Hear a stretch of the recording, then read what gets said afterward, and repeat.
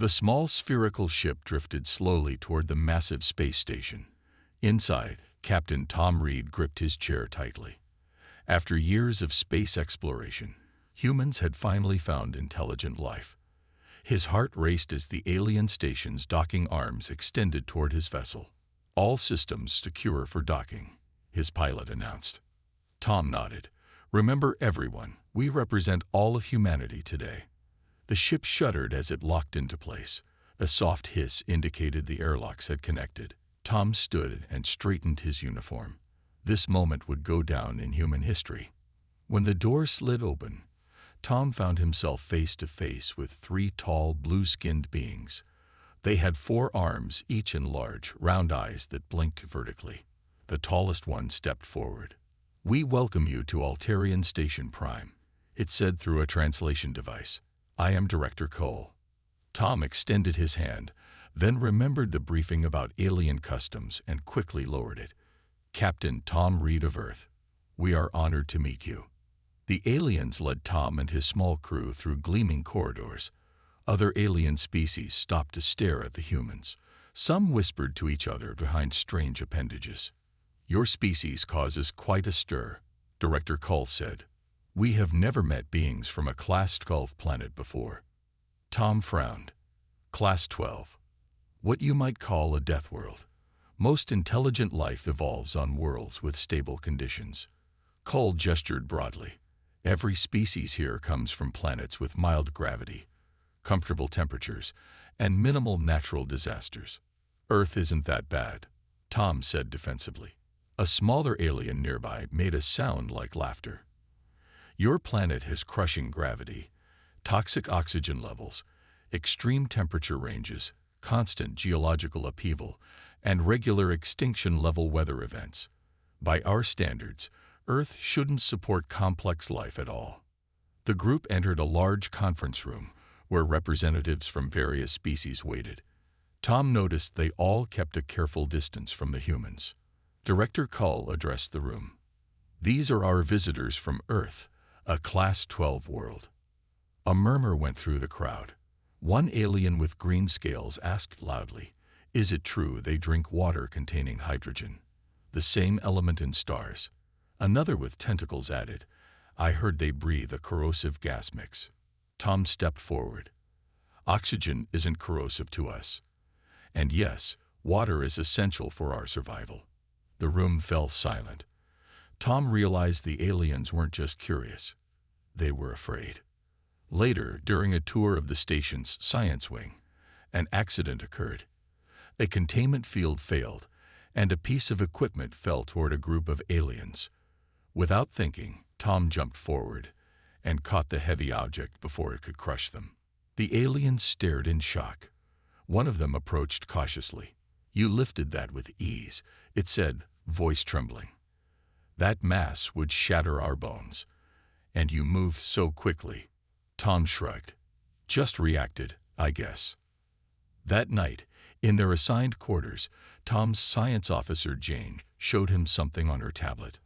"They'd been scanning us since we arrived. Look at these messages I intercepted." The screen showed alien text translated to English. "Subject exhibits abnormal cellular density and muscle fiber structure. Impossible resistance to radiation levels. Healing rate exceeds all known biological parameters. Recommend immediate genetic study of the Deathworlders." Tom sat back. "They think we're some kind of monsters." Jane shook her head. "No, they think we're impossible. And they're terrified of what that means for the galaxy." Outside their window, the stars glittered against the darkness. Tom wondered what would happen when the aliens discovered all of humanity's capabilities.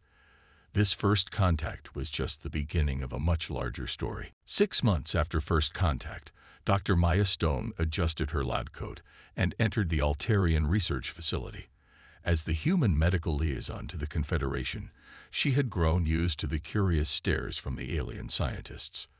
What she hadn't expected was becoming their favorite research subject. "Good morning, Dr. Stone," greeted Dr. Lom, a tall purple alien with 6 eyes arranged in a circle. "We have prepared the tests for today." Maya nodded politely. What are we studying this time? My bone density again? No, Dr. Lom replied, leading her to a sterile white room. Today we wish to observe your cellular response to minor trauma. Maya frowned. You want to hurt me? Only a small cut, Dr. Lom explained, holding up a tiny silver tool. The wound will be superficial. With a sigh, Maya extended her arm. The procedure was quick, just a small nick that drew a single drop of blood. The aliens gathered around, their instruments buzzing as they collected data. Fascinating, whispered one scientist, whose name Maya could never pronounce. The cells are already beginning repair sequences. Dr. Lum's eyes widened in their strange vertical way. And look at the speed. This is not normal healing. Maya laughed. It's just a paper cut, basically. Humans heal from these in a day or two. The room fell silent. Dr. Lum turned all 6 eyes toward her. A day or two. Our species would require at least 15 cycles for complete healing of even minor wounds. Later that afternoon, an emergency alarm blared through the facility. Maya rushed toward the sound and found several aliens frantically trying to contain a chemical spill. Without thinking, she grabbed protective gear and helped clean the hazardous material. Only afterward did she notice the aliens staring at her in horror. You touched the substance, one said in disbelief. Maya looked at her hands. Yes, but I wore gloves. Those gloves do not protect against that chemical, Dr. Lom explained, approaching carefully. It should have burned through to your skin. Maya examined her hands again, noticing a small hole in one glove. There was a slight redness on her skin, but nothing serious. I feel fine. Maybe a little irritated, but impossible, interrupted another scientist. That compound dissolves organic material on contact. Maya found herself immediately whisked to a medical scanner. The aliens' agitation grew as they reviewed the results. Your cells should be dying, Dr. Lum said, mandibles clicking nervously. Instead, they are rapidly replacing the damaged tissue. They contain some kind of persistence programming we have never seen before. That evening, Maya accessed her personal communication device to call Tom Reed, who now served as human ambassador. They're obsessed with how we heal, she explained. Today they nearly had a collective breakdown when I survived touching some chemical. Tom's face grew serious on the screen. The council representatives have been asking strange questions too. About how humans survive injuries, how we live on a planet with so many natural disasters. What's really going on, Tom? I overheard something today. They called us Immortal Deathworlders. They think there's something unnatural about humans. A week later, Maya was summoned to a high-security lab deep within the facility. Dr. Lum met her at the entrance, all 6 eyes blinking rapidly in what Maya had learned indicated extreme excitement. We have made a discovery, the alien said, leading her inside. Your cells contain nanoscopic structures unlike anything we have ever documented. They repair damage at the molecular level. On a large screen, Maya saw magnified images of her own cells. Inside them were tiny machines, almost invisible even at maximum magnification. These structures, Dr. Lum continued, they are not fully biological. They appear to be engineered. Maya stared at the screen. What are you saying? We believe humans were modified, Dr. Stone. The question is, by whom and why? The warning sirens blared throughout the human colony on Proxima B. Commander Jack Wilson raced to the defense center, his boots pounding against the metal floor. The holoscreen showed dozens of enemy ships entering the system. Krell warships confirmed, reported his lieutenant.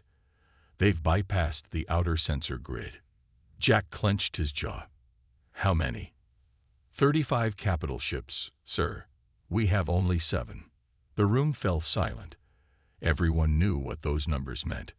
No species had ever survived a Krell attack of this size. Evacuate the civilians, Jack ordered. All military personnel to battle stations.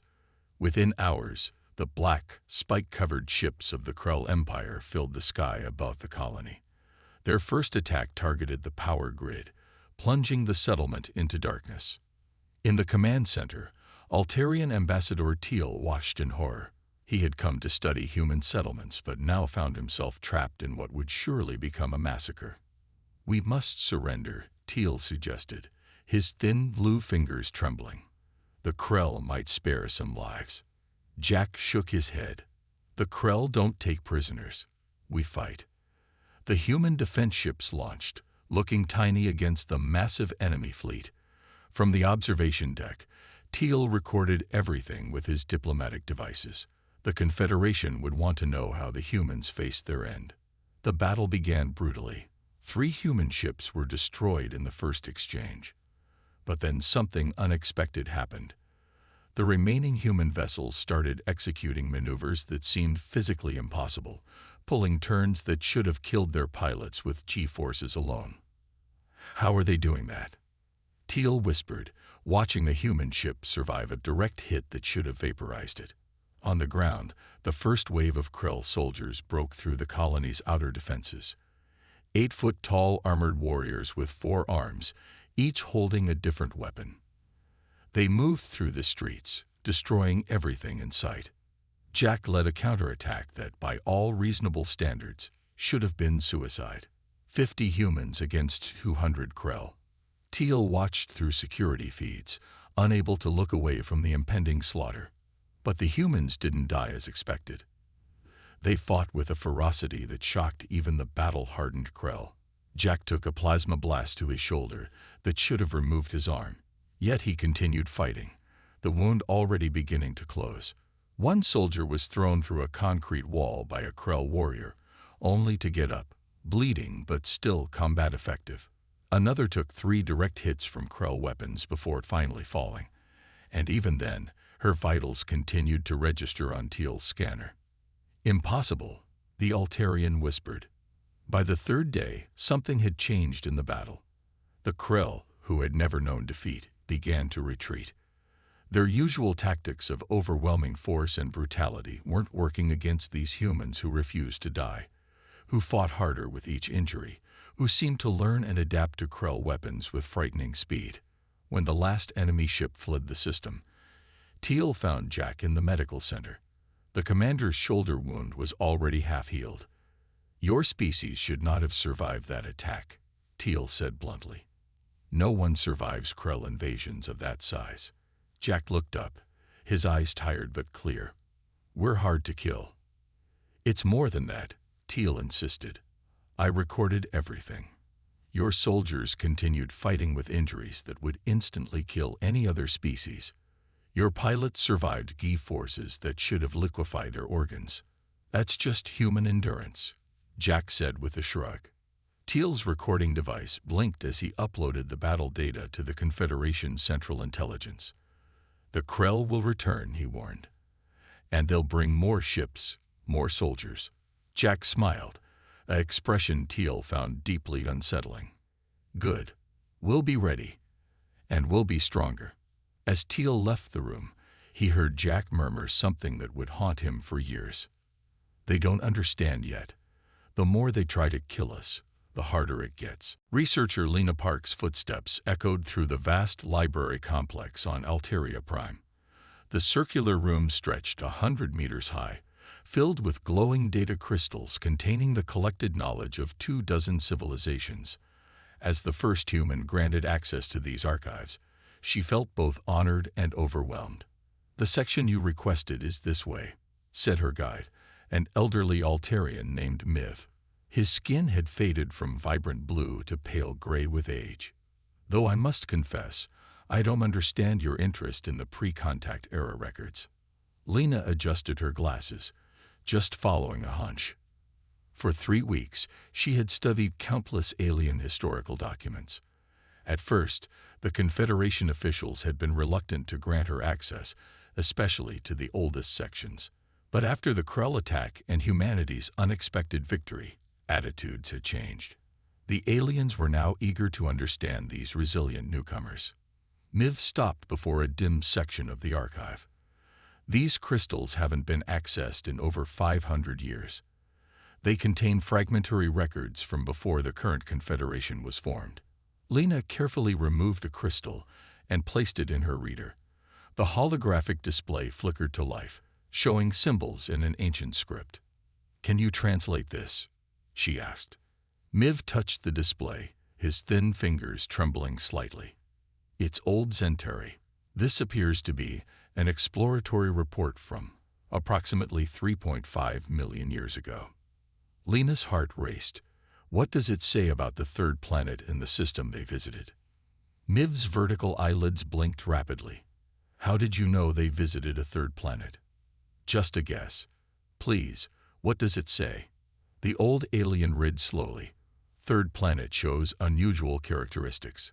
High gravity, excessive water, volatile atmosphere. Life forms extremely aggressive and adaptable. Recommendation: avoid contact and mark system for quarantine." Lena's hands shook as she switched to another crystal. This one contained visual records, crude images of a familiar blue-green planet. "Earth," she whispered. They found Earth millions of years ago. Over the next days, Lena discovered more references to her homeworld in ancient records. Different species, different time periods, but always the same conclusion. Earth was dangerous. Its inhabitants evolved too quickly, adapted too easily, and survived conditions that should be lethal. On the seventh day, she found something that made her blood run cold. A record from a scientific expedition dated approximately 1 million years ago. The specimens on the third planet show evidence of artificial enhancement at the cellular level. Origin unknown. Biological components merged with synthetic structures unlike any known technology. Specimens eliminated for safety, site marked with warning beacons. "Miv," she said quietly, "what happened to the civilization that created this report?" The old alien looked uncomfortable. "The Prathi. They vanished shortly after this period. Most believe they were victims of the Great Extinction." Lena continued her search, diving deeper into the archives. Many sections appeared corrupted, with large gaps in the data. Too many gaps to be natural. Someone has been deleting information, she realized. In the deepest section of the archives, Lena found a partial record that had survived the purge. It showed a star map with Earth's solar system prominently marked. Around it was text in a language even Miv couldn't translate. But one symbol appeared repeatedly, a double helix entwined with a geometric pattern. As she was preparing to copy the file, her reader suddenly sparked and died. The crystal cracked. "How strange," Miv said, peering at the broken crystal. "These are designed to last millennia." That night, Lena found her quarters had been searched. Her notes were missing. A message waited on her communication device. "Return to human space immediately. Your research is terminated by order of the Confederation High Council." Beneath it was a private message from an unknown sender. "They don't want you to find the truth.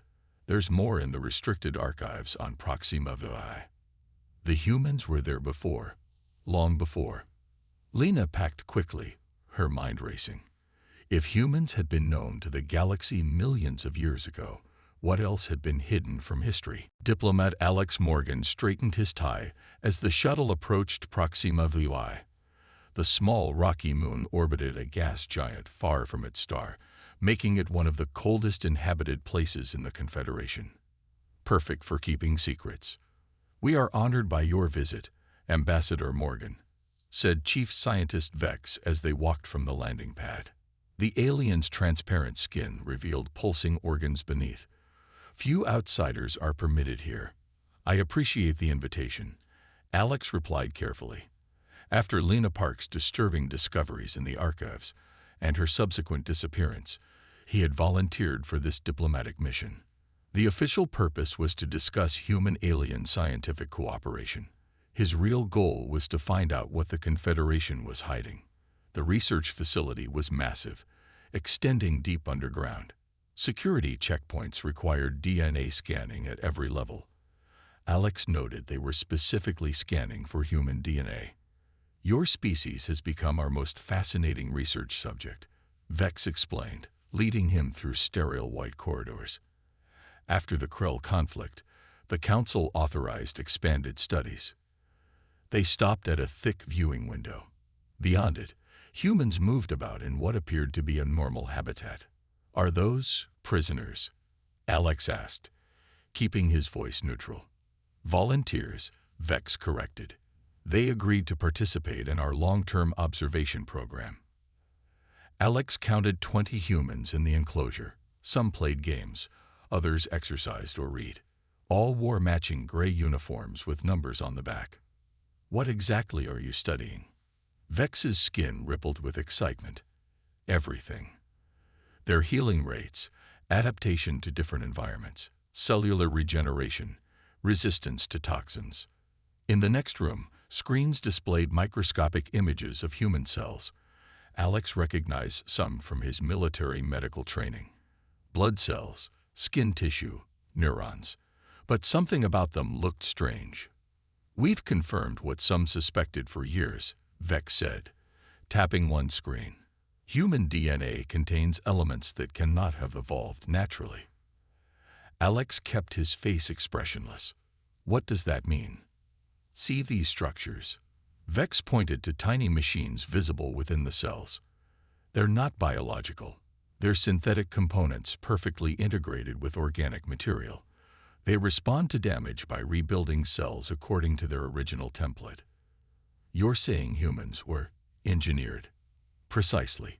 Vex's voice dropped lower.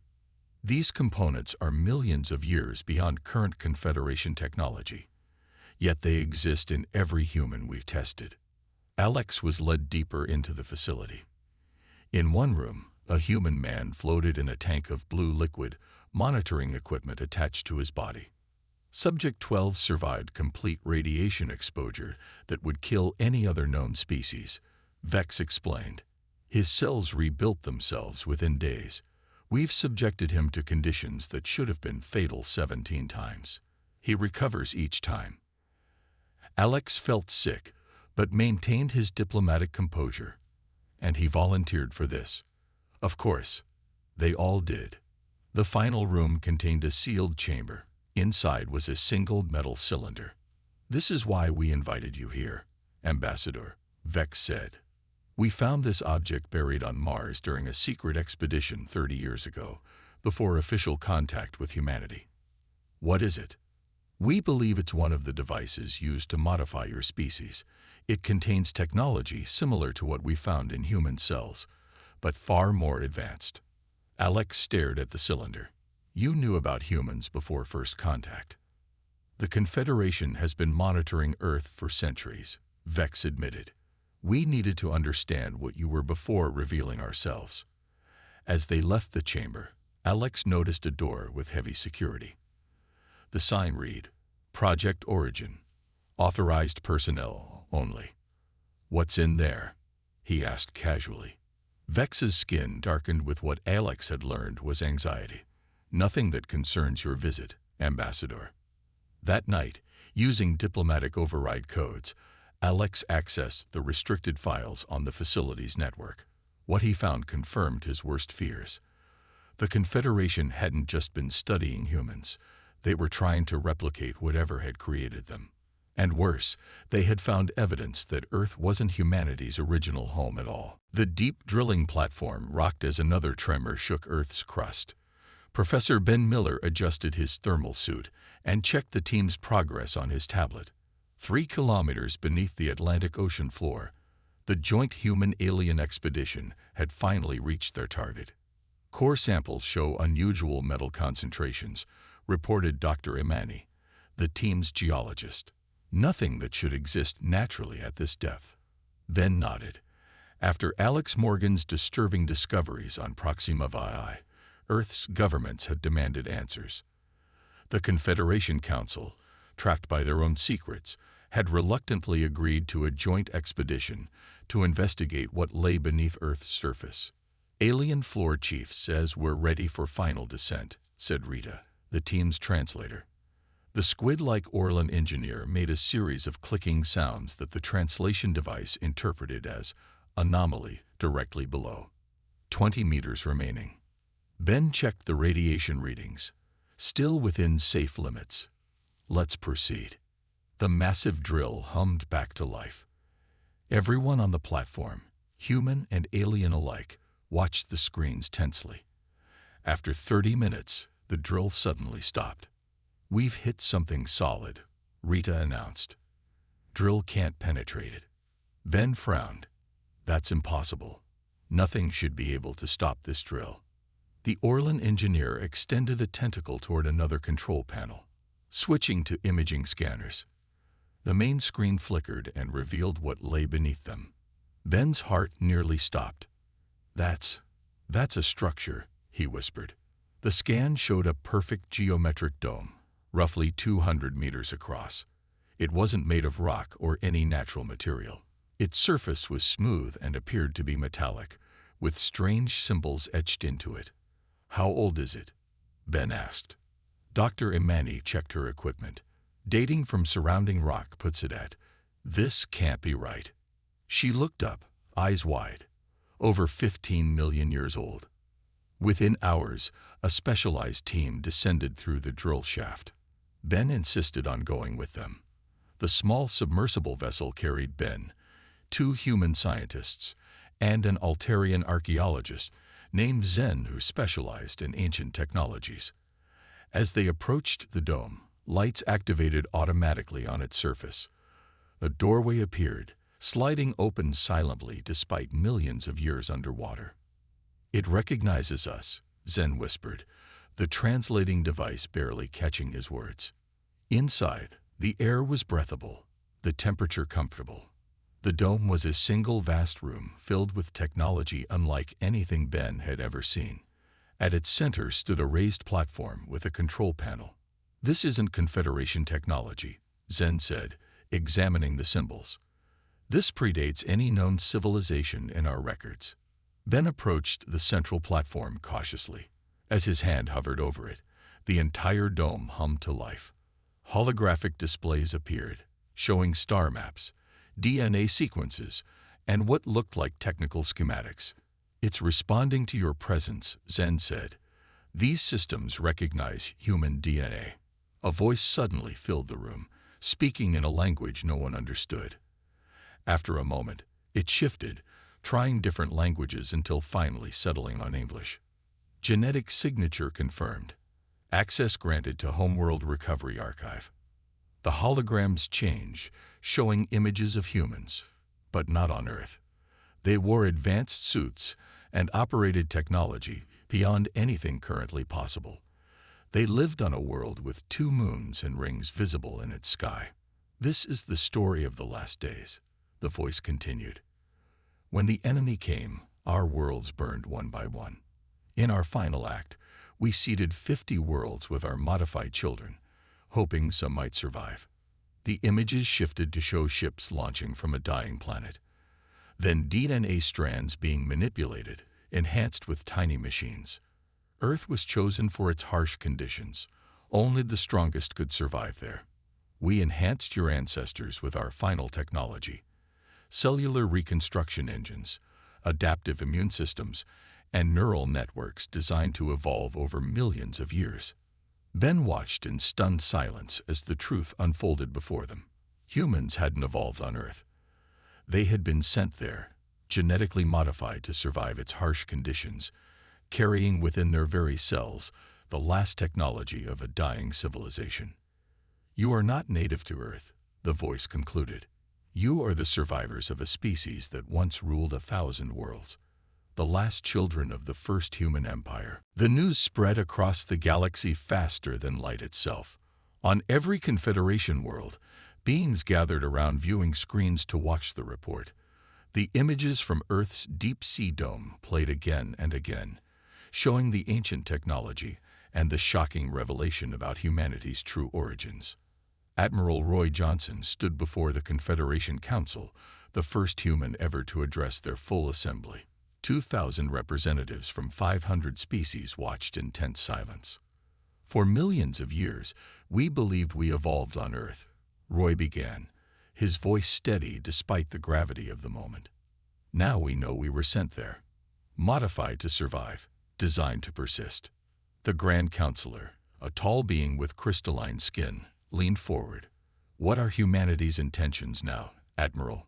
Your people possess technology within your very bodies that surpasses our own. Many council members fear what this means. Roy looked around the vast chamber. He could feel the fear, the suspicion. Every being there had seen the footage of humans surviving conditions that would kill their own kind instantly. The Krell defeat had only heightened their concerns. We have no desire for conquest, Roy said firmly, but we do demand the truth. The complete truth. From his position at the side of the chamber, Ben Miller activated a small device. The central holographic display came to life, showing data recovered from the undersea dome. This star map shows the location of the enemy that destroyed human civilization millions of years ago, Ben explained. According to the archive, they entered a dormant phase after the war, expected to reawaken eventually. The display zoomed in on a spiral arm of the galaxy. Several council members gasped. That region was declared forbidden by ancient decree, the Grand Counselor said. No Confederation ships are permitted there. Because you already knew what was there, Roy replied. Our team found evidence that the Confederation has been monitoring that region for millennia. You knew about the enemy. You knew about humanity's true nature. Yet you kept it hidden. An elderly Orlan representative rose. It was for the good of all. The ancient records warned that awakening the enemy would mean destruction for the entire galaxy. And what about these? Roy pressed a button, showing images of similar undersea structures found on 12 different Confederation worlds. Outposts of the first human empire, all carefully hidden from us. The chamber erupted in angry shouts and denials. The Grand Counselor pounded his crystalline staff for order. There is more, Ben said when the noise subsided. 3 days ago, our scientists decrypted the final records from the Earth Archive. They contained a warning. The enemy wasn't defeated in the ancient war. They were only sleeping. And according to the timetable left by our ancestors, they should be awakening. Now, the central display changed to show a real-time feed from the edge of Confederation space. Massive objects were emerging from a dust cloud, objects that moved with purpose and precision. Those ships matched the designs in the ancient records, Roy said quietly. The enemy has returned. The council chamber fell into stunned silence. Finally, the Grand Counselor spoke. What would you have us do, humans? Roy straightened his shoulders. The first human empire created us specifically to fight this threat. The nanomachines in our cells, our ability to survive extreme conditions, our adaptability, all were designed for this moment. We are literally built to be the galaxy's defenders. You propose an alliance. The Grand Counselor asked. We propose survival, Roy replied. Your civilizations have technology. We have the biological tools to use it in ways you cannot. Together, we might stand a chance. As the council debated urgently, Ben approached Roy. The analysis of the enemy ships is complete, he whispered. They're not targeting random systems. They're heading directly for Earth. Roy nodded grimly. They remember their old enemy. They're coming to finish what they started millions of years ago. Are we ready? Ben asked. Roy looked at the worried alien faces around them, then at the approaching enemy fleet on the display. Our ancestors engineered us for this very moment. The Deathworlders are about to show the galaxy what we were truly designed to do. On thousands of worlds, beings of all species looked toward the stars with new understanding. The humans they had feared as impossible, Immortal Deathworlders, were actually their last, best hope for survival. The final battle for the galaxy had begun.